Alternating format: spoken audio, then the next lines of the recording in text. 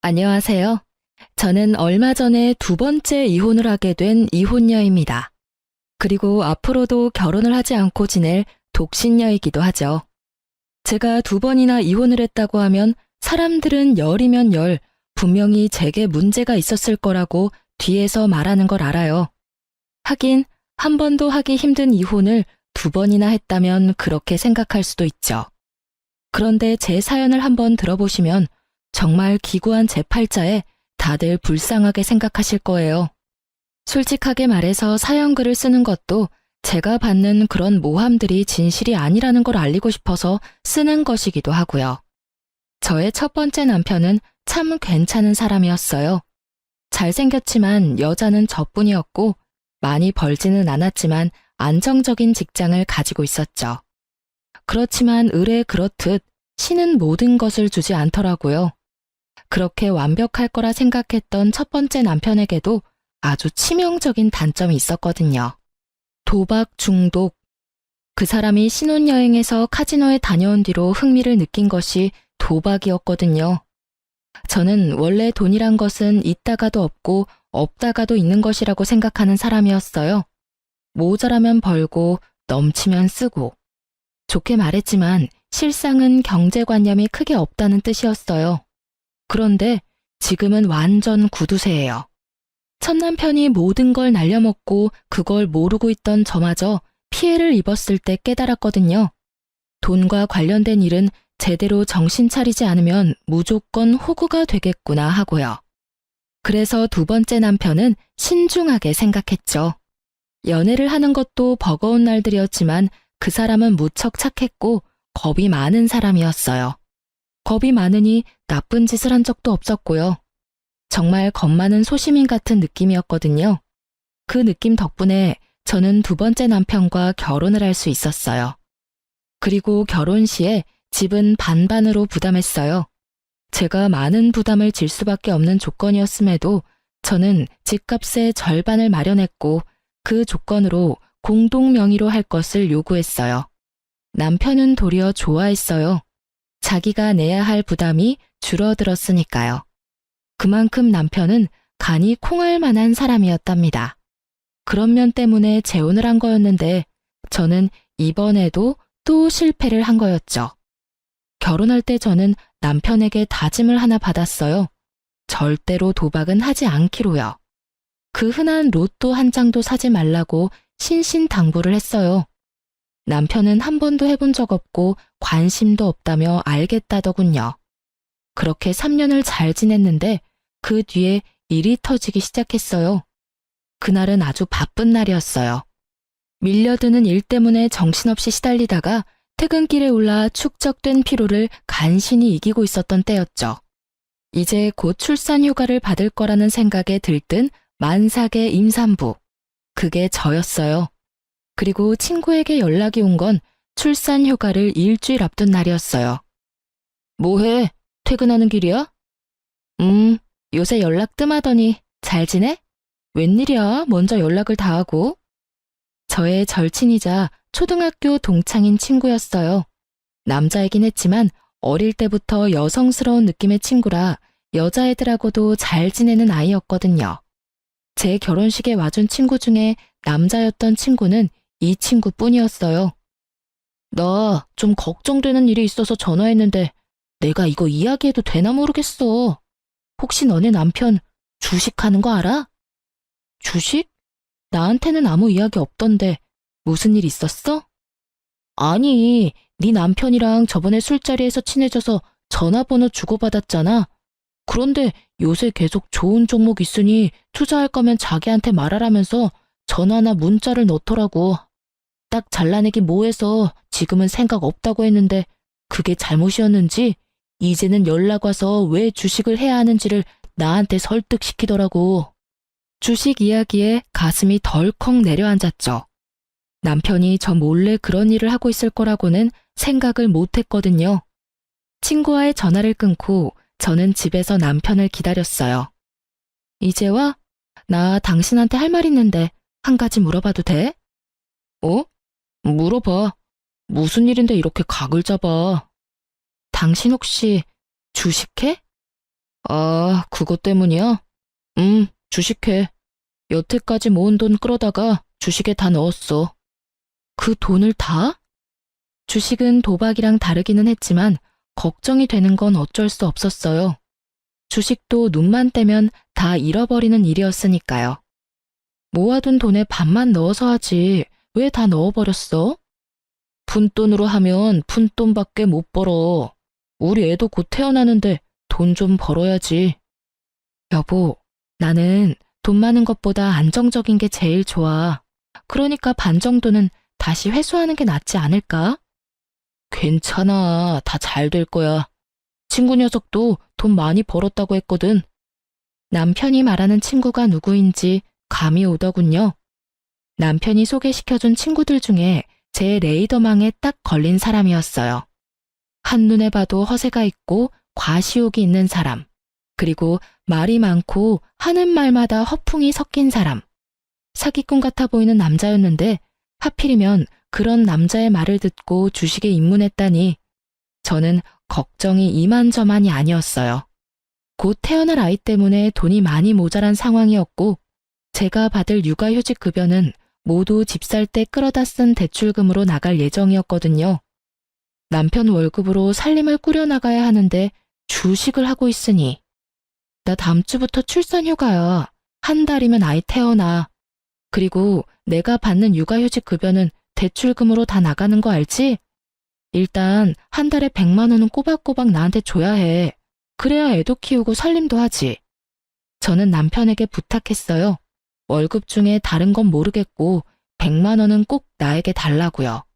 생활비가 없으면 어떻게 할 수 없잖아요. 그랬더니 남편이 걱정하지 말라고 하더군요. 걱정이 안 될 수가 없었지만 일단은 주의하며 남편을 살폈어요. 그리고 남편 월급날마다 남편에게 생활비부터 달라고 닥달했어요. 물론 닥달하지 않아도 충분한 상황이었지만 중요하다는 생각을 남편에게 심어주기 위해서 몇 달을 그렇게 했어요. 그런데 아무리 아껴 써도 돈이 나가는 건 어쩔 수 없더라고요.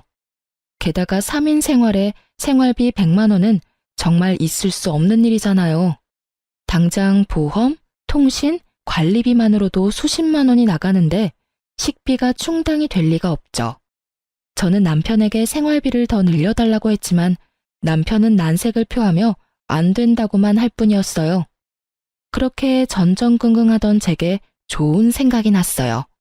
곧 있을 시부의 생일에 남편이 주식에 넣은 돈을 토해내도록 만들기로 한 거죠. 제가 시부 생일을 이야기하면서 뭘 준비해야 할까 물었더니 남편은 자기는 바쁘니 알아서 준비하라고 하더군요. 저는 알겠다고 말하고 아무것도 준비하지 않았어요. 준비하는 척만 했죠. 그리고 시부 생일에 남편과 시댁으로 향했어요. 남편의 형과 누나가 아버지 생일이라며 옷이며 지갑이며 현금을 갖다 바칠 때 저는 그냥 멀뚱멀뚱 쳐다보고 있기만 했어요. 그러자 남편이 제 옆구리를 툭툭 치더군요. 준비한 선물을 빨리 내놓으라고요. 그래서 저는 이 기회를 틈타 시부에게 말했어요. 아버님, 저희는 생일 선물 준비를 못했어요. 죄송해요.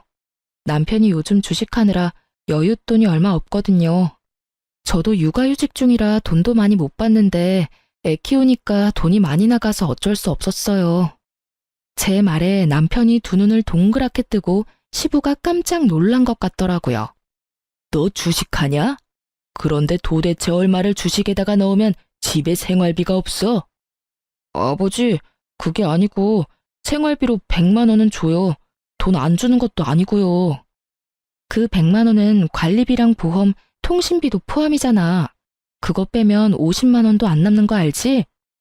끼어들어서 그렇게 말했더니 시부 얼굴이 벌겋게 변하더군요. 너 그런 것도 제하지 않고 꼴랑 100만 원만 줬다고?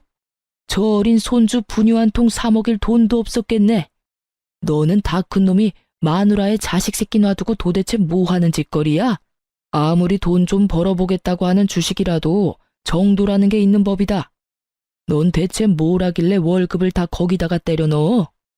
아버지, 오해예요. 제가 저조차고 투자를 하겠어요. 다 우리 애를 위해서 돈 벌려고 그런 거죠. 그러니까 아버지가 이해를 좀. 그래서 너 얼마나 벌었는데? 네가 넣은 돈에서 얼마를 더 벌었어? 시부의 그 말에 남편이 말도 못하고 눈빛을 피하더군요. 딱 봐도 느껴지는 폭망의 기운이었어요. 너 설마 그거 다 날린겨? 그건 아니고요. 지금 상황이 안 좋아서 많이 떨어지긴 했는데 조금만 기다리시면 다시 올라올 거예요. 진짜요, 아버지. 그것만 올라오면 이번 손해는 다 덮고도 남을 정도고. 야, 이 자식이 아직도 정신이 안 들었어? 주식하다가 패가 망신 당한 것도 못 봤어? 능력이 안 되면 시작을 말았어야지. 네가 여태껏 주식에 관심도 없었는데 무슨 수로 수익을 내? 친구가 하라는 대로만 하면 금방 번다고 했단 말이에요. 친구 통장 보니까 엄청 돈 많이 벌었던데 저라고 왜 못해요? 이놈아, 네 분수에 맞게 살아. 주식은 아무나 해? 그것도 공부한 사람들이 하는 거지. 아무것도 모르는 초짜가 처음부터 한탕 벌어보자는 게 말이 되냐? 당장 돈 다 빼. 손해를 봤던 말던 지금 당장 빼지 않으면 내가 널 호적에서 파버릴 테니까. 시부의 서슬퍼런 목소리에 남편은 부들부들 떨며 그렇게 못한다며 버티더군요. 싫어요. 벌써 절반이나 잃었는데 지금 빼면 손해라고요. 시간이 지나면 올라올 테니까 그때까지 기다려주면. 그게 올라올지 망할지 네가 어떻게 알아? 내가 경고했다. 너 지금 당장 돈 다 안 빼면 너 집 살 때 아빠가 빌려준 돈 지금 당장 갚으라고 할 테니까. 결국 시부의 입에서 그 말이 나오고서야 남편은 포기했어요. 집에 돌아올 때 제가 남편에게 말했어요. 여보, 절대로 주식하지 마. 주식이나 도박이나 중독되면 정말 빠져나올 방법이 없거든. 그러니까 애를 봐서라도 우리 그냥 돈만 열심히 모으면서 살자. 그렇게 살아도 잘만 살아. 응? 이렇게 말하는 저도 돈을 많이 벌 수만 있다면 벌고 싶다고 생각은 해요.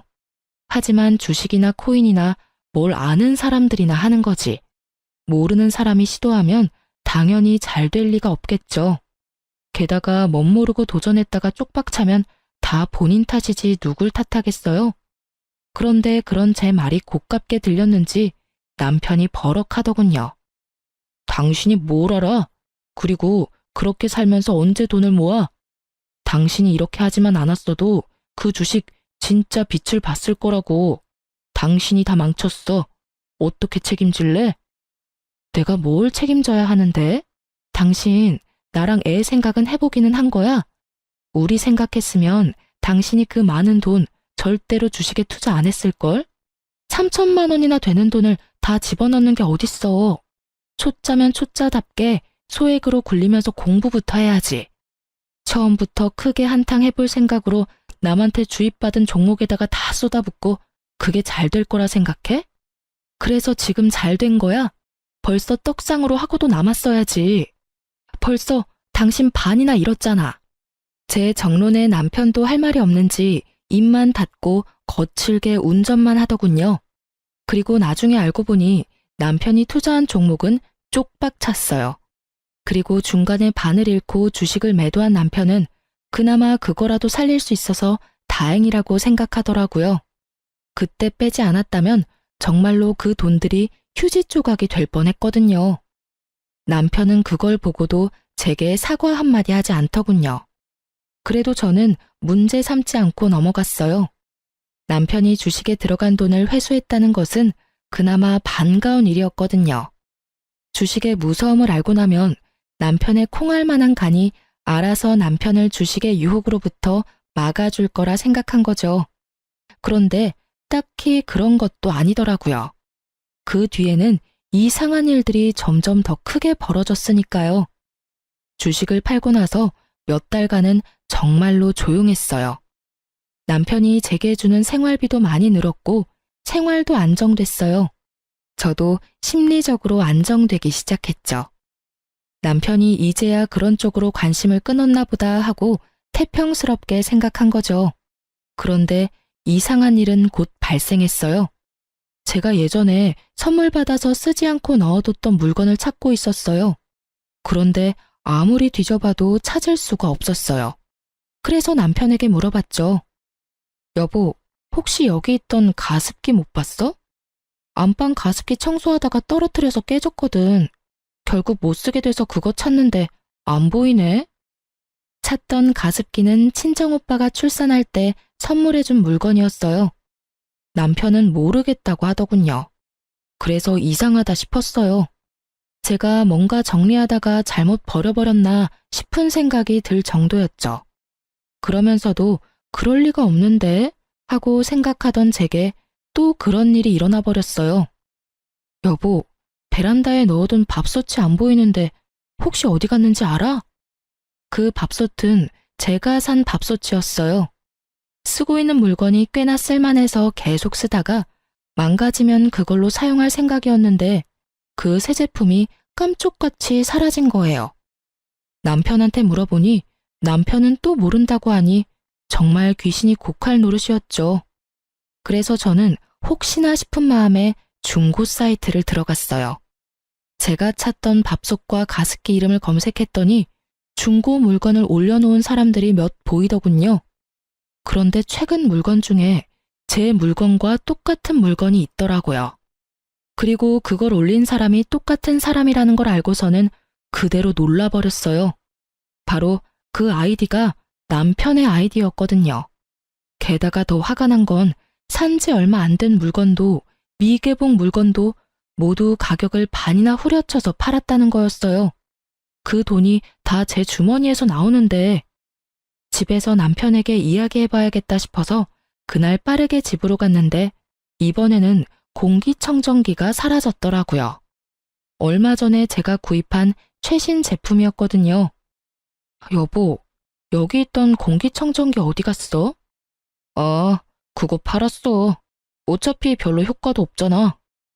정말 천연덕스럽게 말하는 남편을 보면서 저는 온몸에 소름이 돋는 기분이었어요. 그걸 자기가 왜 팔아? 내가 내 돈 주고 산 거야. 팔아도 내가 팔아야지.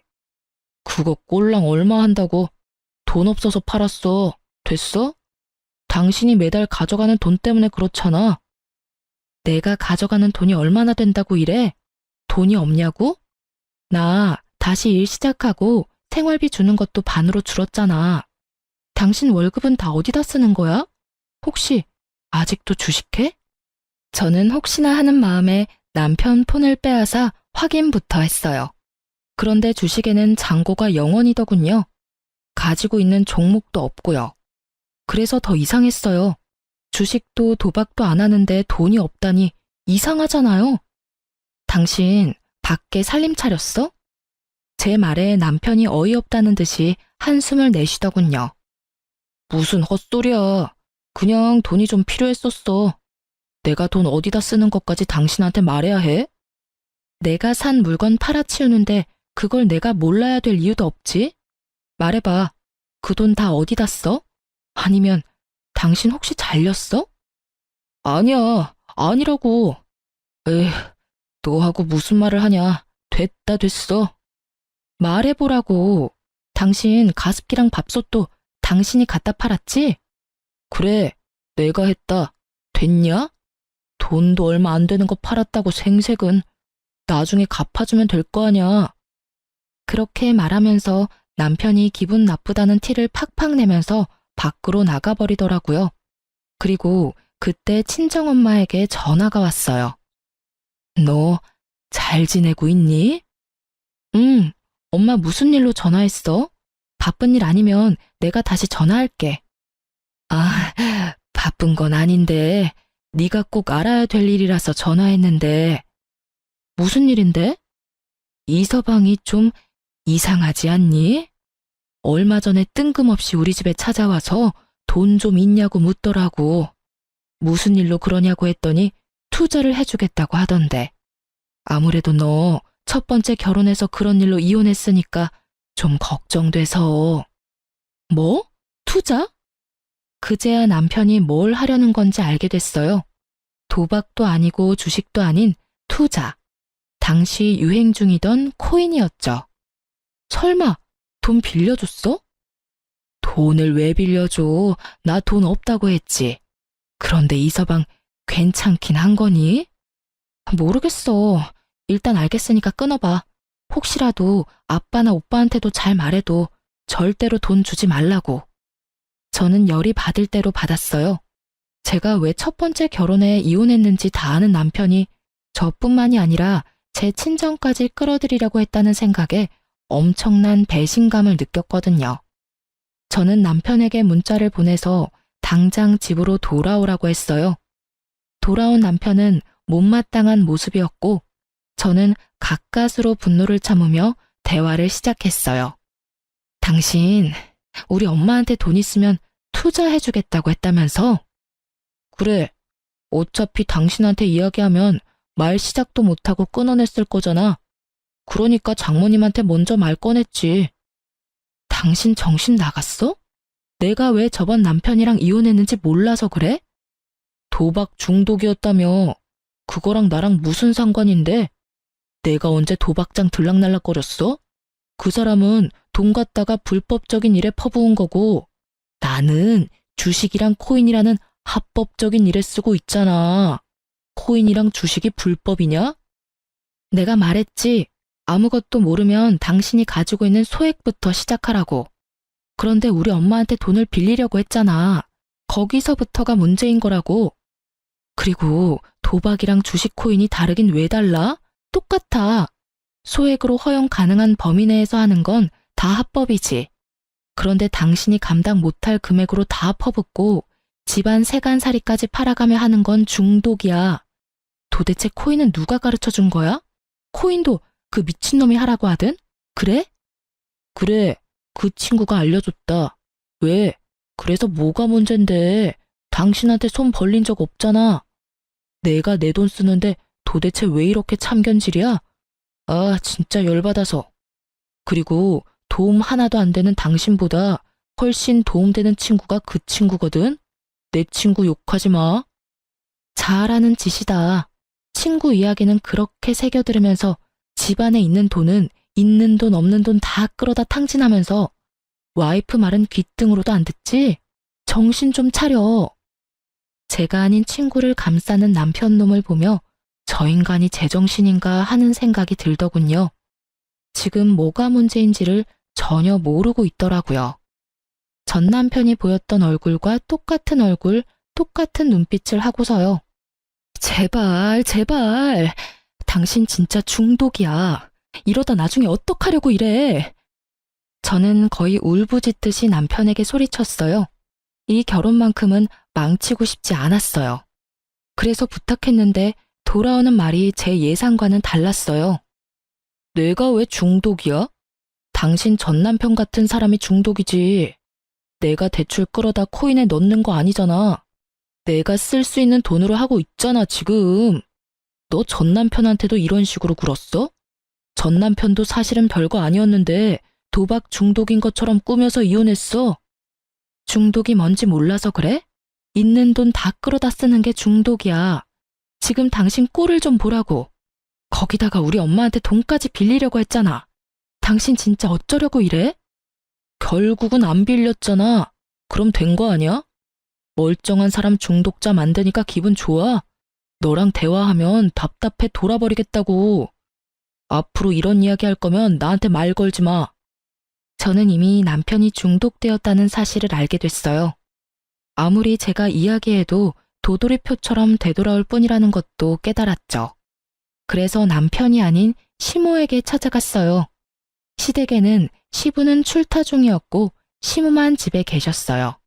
저는 시모에게 말했죠. 어머님, 그이가 이번에는 코인에 손을 댔어요. 제발 어머님이 뭐라고 해주세요. 이러다 진짜 집 다 말아먹겠어요. 제 말에 시모가 가만히 제 얼굴을 빤히 보더라고요. 그러더니 어이없는 말 한마디를 하더군요. 예, 너는 그렇게 안 봤는데 사람이 왜 그렇게 속이 좁니? 네 남편이 어련히 알아서 하지 않을까? 아내가 돼서 남편 마음도 헤아리지 못하고 하는 일마다 막아서야 될 일이니? 너도 그렇게 말하지만 말고 남편 하는 일에 귀를 좀 기울여 봐라. 걔도 다 가족을 위해서 그러는 건데. 어머님, 가족을 위한 일이라도 잘못된 방법이에요. 게다가 지금 집에 있는 세간살이도 다 팔아서 코인 할 돈까지 모으고 있다고요. 이게 정상이에요? 어머님이 따끔하게 혼내주셔야죠. 내가 왜 그래야 하니? 그럼 네가 말해봐라. 돈 한 푼이라도 더 벌려고 저렇게 고생하는 아들한테 내가 뭐라고 말해야 되겠니? 시모의 그 모습에 저는 안 되겠다는 생각이 들었어요. 부모가 저 모양이면 남편은 돌아올 가능성이 거의 없었죠. 시부라도 있다면 모를까. 그렇지만 지금 당장 시부는 없었죠. 어머님이 안 해주실 거면 아버님께 부탁할게요. 넌 그렇게 말을 못 알아듣니? 이제 그만 좀 설치고 다녀. 너 때문에 우리 아들 그렇게 눈치 보며 사는 거 내가 모를 줄 알아? 난 절대로 그렇게 놔둘 생각 없어. 꼬우면 네가 나가. 우리 아들 이래라 저래라 조종할 생각 말고. 시모의 말이 선을 넘었다는 것을 알았어요.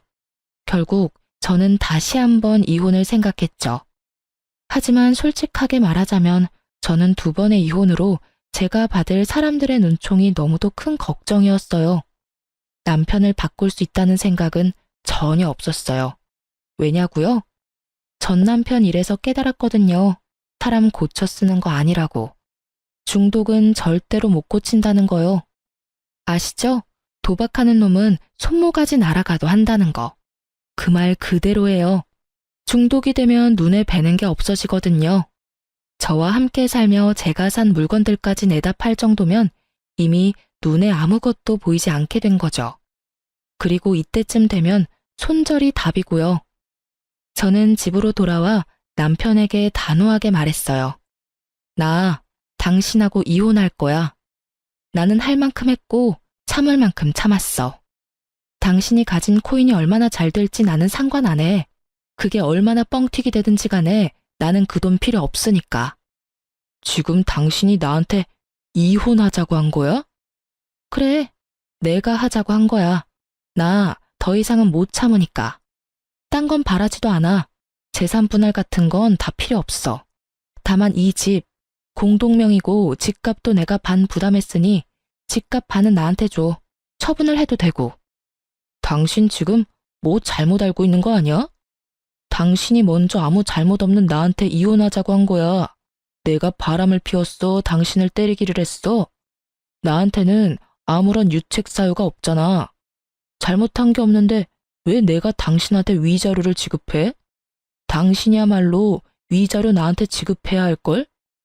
그 말을 하는 남편놈은 이 상황에서 웃고 있더군요. 자기 생각으로는 자기가 잘못한 게 없으니 위자료도 자기가 받을 거라는 착각을 하고 있더군요. 그 착각을 바로잡아줄 생각도 하지 않았어요. 이미 돈에 눈이 돌아갔더라고요. 그 돈을 코인에 집어넣을 생각으로 가득 찬 남편놈을 보니 씁쓸하기도 하고 착잡하기도 하고 짜증이 나기도 했어요.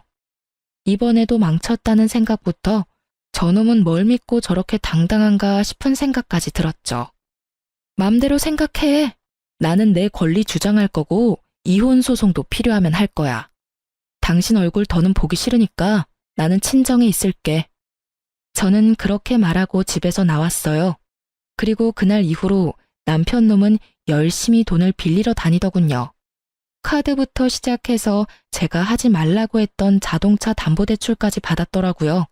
애 물건 놔두고 온 게 있어서 2주 만에 집에 갔더니 수북하게 쌓여있는 고지서부터 시작해서 텅 빈 집안이 보이더군요. 이미 팔 수 있는 건 다 팔아먹었더라고요. 가격이 나가는 건 전부 다요. 그걸 보면서 어찌나 기가 차던지 이혼하자 말한 게 정말 제 삶을 살렸다는 생각이 들었어요. 저는 집만 챙겨서 밖으로 나왔고 전화 한 통을 받았어요. 남편 사촌 형님이었어요. 네, 안녕하세요. 어쩐 일로 전화까지. 아니, 내가 좀 급해서 그런데 저번에 빌려준 돈 돌려주면 안 될까요? 갑자기 돈을 돌려달라니 당황했죠.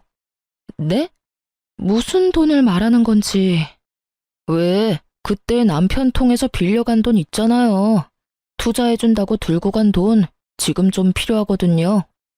죄송하지만 제 계좌로 보내셨나요? 그건 아닌데 남편 앞으로 보냈는데요. 저는 받은 바 없고 투자를 한 적도 없어요. 그런 말을 했다면 제 남편이 가지고 있겠죠. 저한테 전화하셔도 그 돈은 못 돌려받으니 남편에게 말씀하세요. 그치만 돈은 와이프에게 있다고 하던데요. 제 금융기록 보여드릴게요. 전 받은 적 없어요. 그리고 저는 전 남편이 도박 중독으로 이혼해서 주식, 코인, 도박 이런 거 일절 안 하거든요. 만약 투자를 해주겠다고 했다면 제가 아니라 남편이겠죠. 뭐 때문에 제 이름을 빌렸는지는 모르겠지만 좋은 의도는 아니었던 것 같으니 남편에게 꼭 돈 받아내셨으면 좋겠네요. 그렇게 전화를 끊고 나니 정말 참던 화가 폭발하는 기분이었어요. 이 인간이 제 이름을 팔아서 돈까지 빌렸다는 사실이 진짜 참을 수 없었어요. 도박 중독자의 행동으로 피해를 본 저에게 이번에는 코인 중독자가 피해를 주려 한다는 사실이 진짜 웃음이 나올 정도로 어이가 없고 열불나는 일이었어요. 결국 이혼 소송 결과 저는 위자료를 받게 됐어요. 남편 놈은 제게 위자료와 집값의 반을 지불해야 했고요. 당연한 수순이었어요. 감당 안 될 만큼의 빚을 코인과 주식에 투자하는 남편을 법원에서 그냥 두고 볼 일 없잖아요. 그런데 막상 남편은 가진 돈이 아예 전무했어요. 제게 위자료를 받을 거라고 생각한 남편 놈이 대출을 미친 듯이 당겨서 받았더라고요. 이 와중에 집이 그나마 멀쩡했던 건 공동 명의였기 때문이었어요. 이름이 두 사람 걸려 있으니 대출 진행이 안 되었더라고요. 찾아보면 공동명의라도 대출되는 곳이 있다고 하던데 그건 몰랐던 것 같더라고요. 하긴 그렇게 하더라도 한 사람 지분만큼만 대출이 가능했겠지만요. 왜 우리 이혼이 당신 잘못이 아니라 내 잘못이야? 이건 뭔가 잘못됐어. 잘못됐다고. 잘못된 거 하나도 없어. 이게 법원의 결정이야. 그러니까 지금이라도 코인 다 팔고 털고 나와. 그 돈만 있어도 당신 사는 데는 불편함 없을 테니까. 저는 정확하게 남편이 얼마를 코인에 넣었는지 몰랐어요. 그리고 코인의 손익이 어떻게 되는지도 몰랐죠. 다만 한 가지는 정확하게 알 수 있었어요. 언제 빼더라도 빨리 뺄수록 덜 손해본다는 걸요. 왜냐면 코인이 잘 되면 돈을 저렇게 빌릴 리가 없어요. 잘 되면 잘 된 걸로 불려서 또 하면 되니까요. 게다가 코인이 잘 되고 있었다면 제게 순이익을 보여줬겠죠. 아는 척 하지 마. 당신이 뭐든지 다 알고 있다고 생각하는 것 같은데 나는 이번에는 포기 안 할 거야. 저번에 주식할 때도 당신 때문에 제대로 해보지도 못하고 다 털어야 했잖아. 이번에는 절대 달라. 내가 받은 정보대로만 하면 2배, 아니 3배까지 뛸 거라고. 당신이나 그때 가서 후회하지 마. 돈 없다고 나한테 들러붙지도 말고. 남편의 그 말은 어디선가 들은 말이었어요. 전 남편이 딱 저렇게 말했거든요. 크게 한탕할 거다. 그때 가서 후회하지 마라. 너한테는 한 푼도 안 줄 거다. 그러고서 지금 살고 있는 꼴을 보면 정말 폐인이 다 된 채로 살고 있거든요. 저는 남편 놈의 저 말에 의미를 둘 필요를 못 느꼈어요. 게다가 이 이혼을 빌미로 돈을 더 끌어다 쓰는 그 지독함에 제가 질려버린 거예요. 이미 건널 수 없는 강을 건넜구나 싶었어요. 저와 애라도 살아야 했으니 저 남자를 강제로 떼어냈어요. 산 사람은 살아야 하지 않겠어요? 그럴 일 없고 난 그렇게 번 돈도 필요 없어. 일하는 걸 그런 식으로 다 털어먹고 싶다는데 내가 말릴 이유도 없지.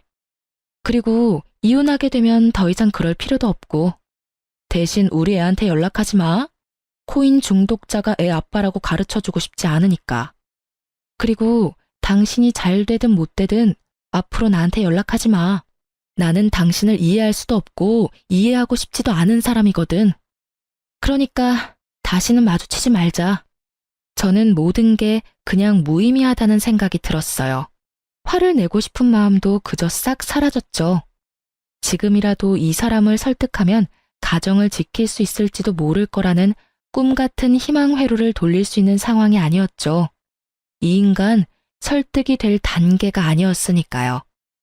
그렇게 저는 남편과의 대화를 끝냈어요. 이미 판결은 제게 위자료와 재산 분할하라는 내용이었지만 남편이 그걸 들어줄지는 모를 일이었어요. 다만 그 집만 팔면 어떻게든 돈은 마련할 수 있을 테고 남편도 영 돈이 없으면 코인을 팔지 않을까 하는 생각도 했거든요. 그런데 2달 정도 지났나요? 전 남편에게 전화가 왔어요. 마주치지 말자고 연락하지 말라고 한 지 얼마 되지도 않았는데 전화를 하는 전 남편이 답답했지만 전화를 받았어요. 여보, 미안해. 내가 잘못 생각한 것 같아. 정말로 너무 만만하게 보고 시작한 것 같아. 당신이랑 우리 애 없으니까 너무 힘들어. 이혼 다시 생각해주면 안 될까? 뜬금없이 전화한 남편 놈은 수화기 너머로 질질 짜고 있더군요.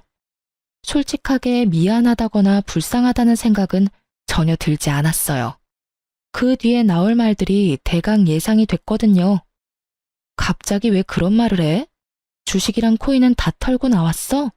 이제 좀 정신이 들어? 코인은 아직 하고 있어. 지금은 똥값이지만 언젠가는 오른다고. 나는 그때만 기다리고 있는 거고. 다른 종목들 다 사라져도 그것만은 끝까지 간다고 했으니까 밀어줘야지. 아직 정신 못 차렸네. 나는 당신이 코인이나 주식을 하든지 말든지 간에 당신이랑 다시 만날 생각 없어. 그렇게 냉정하게 말하지 말고. 잘 들어봐. 내가 당신한테 줘야 할 돈들이 좀 있잖아. 그런데 지금 내 형편으로는 바로 다 갚지는 못해. 그래도 지금 들어가고 있는 코인만 잘 되면 당신 거부터 갚을 거긴 한데 좀만 더 기다려주면 안 될까? 재결합을 말하더니 씨알도 안 먹힐 것 같으니 이번에는 연장을 요구하더군요. 연장 정도야 해줄 수 있었지만 문제는 저놈은 돈이 생기면 무조건 코인부터 할 놈이라는 거였어요. 나 당신이 돈 안 주면 강제로 받도록 법원에 신청할 거야. 그렇게 되면 당신 월급 봉투부터 먼저 잡히는 거 알지? 그렇게 되지 않도록 열심히 애써봐. 간단한 방법 있잖아. 집 팔아서 나한테 집 반값이랑 위자료 주면 우리 사이 깔끔하게 정리되는 거야. 그러면 집을 완전히 당신한테 넘기게 되는 거잖아. 그럼 넘겨야지. 당신이 지금 줘야 할 돈이 있으니까. 그 돈은 당신이 잘못했으니 나한테 주라는 거거든? 여전히 뭐가 잘못된 건지도 모르겠지? 왜 네가 돈 내야 하는 건지도 모르겠지? 거봐. 당신은 여전히 아무것도 모르고 여전히 잘못된 길을 걷고 있잖아.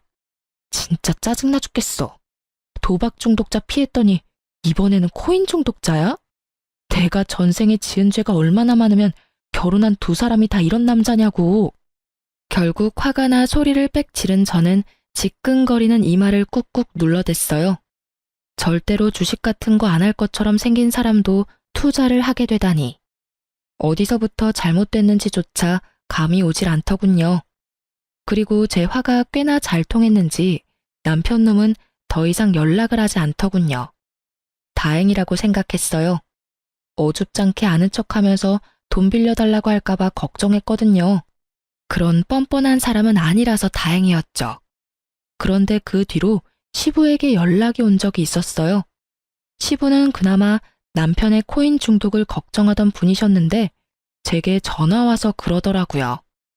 며느라가 내가 아들놈 잡아다가 절대로 허튼짓 못하게 단단히 일러둘 건데 다시 집에 돌아올 생각은 없어? 아버님 생각은 고맙지만 안 될 것 같아요. 남편은 이미 제 이야기에는 귀를 기울이지 않거든요. 그놈이 늦바람에 정신을 못 차려서 그래.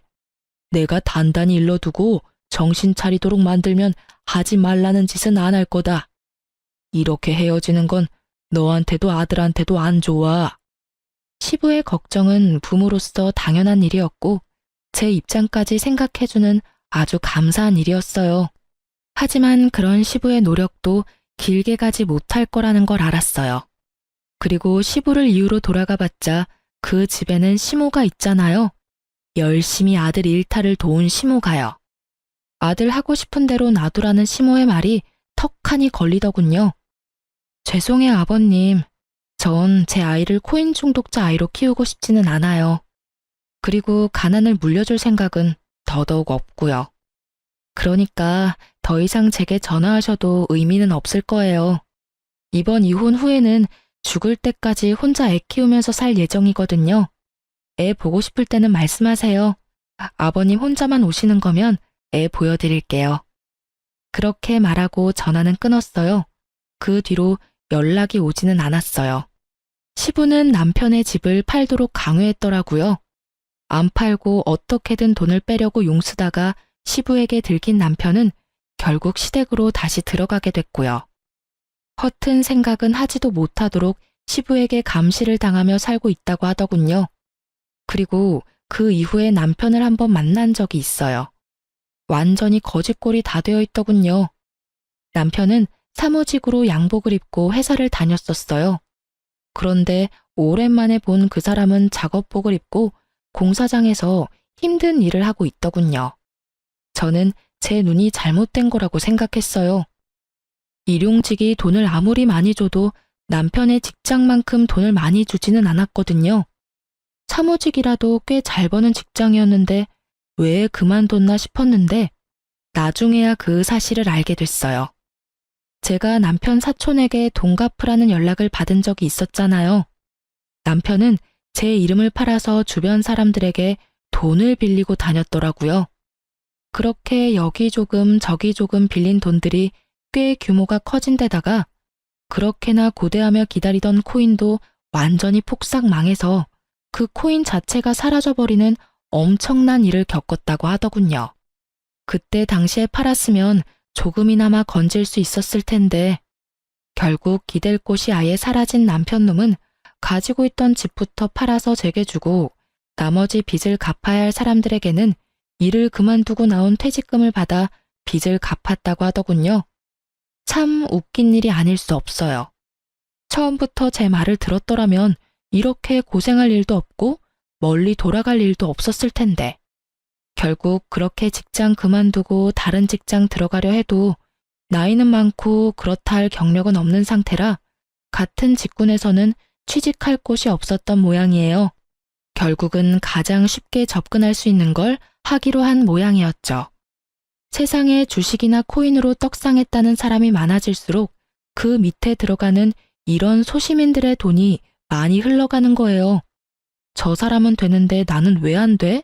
같은 마인드가 사람을 집어삼켜버리는 거죠. 그리고 마누라며 자식이며 다 내팽개치도록 만들어버리고요. 참 무서운 일이에요. 어쨌든 저는 신혼집이었던 집 한 채만은 제 것으로 만들어 아이랑 잘 살고 있어요. 첫 번째 결혼에서는 공동명의 같은 거 없었거든요.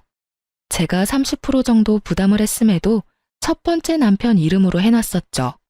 그랬더니 결국 남편은 그 집마저 다 날려버렸더라고요. 담보대출 한도 끝까지 꾹꾹 눌러담아 다 빼먹고 결국은 제게 줄 위자료도 제대로 갚지 못했거든요. 그래서 처음에 결혼할 때 최대한 제 지분을 넣어서 공동명의로 집을 산 거예요. 공동명의라면 몇 개의 대출기관에서는 상대방의 허락 없으면 대출이 안 되는 걸로 알거든요. 아니면 대출 한도가 확 줄여준다든지 그렇더라고요. 이 집 하나만이라도 살리기 위해 제가 얼마나 노력했는지. 집을 살 때 내 지분이 조금이라도 들어가면 무조건 공동명의로 하는 게 현명한 선택일 거예요. 한번 크게 당해본 경험자가 하는 말이니까요. 주식, 코인 중독자 남편과 재산 없이 이혼하게 된 것도 열받는 판국에 집마저 날려먹을 수는 없잖아요. 집만 있으면, 아니 최소한의 미천이라도 있으면 어떻게든 사라지게 되어 있거든요. 사실 두 번째 이혼을 하고서는 많이 힘들었어요. 초혼도 아닌 재혼을 해서 또 이혼한 거였으니까요. 사람들이 제 탓이 클 거라 예상하며 물어뜯었죠.